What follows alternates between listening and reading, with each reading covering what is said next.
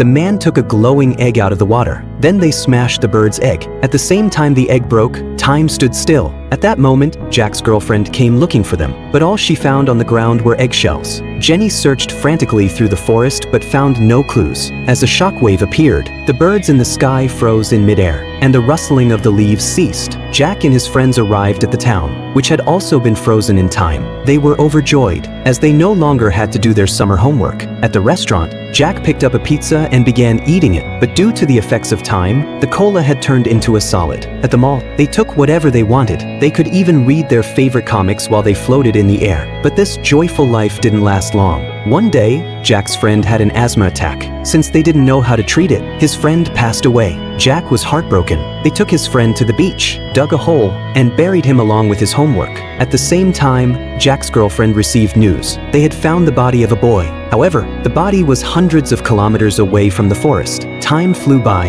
and before they knew it, Jack had grown into an adult. But since no one had educated them, their minds were still those of children. In this silent world, their spirits became hazy. Loneliness eroded them, causing them to gradually break down. But just then, Jack noticed a change in the moon. He wanted to share this good news with his companion, but found that his companion had disappeared. Jack searched almost the entire map, but still couldn't find his companion's figure. Due to the loneliness in his heart and his companion's abandonment, Jack decided to jump into the sea to end his life. But as he sank to the bottom of the sea, he discovered his companion's body.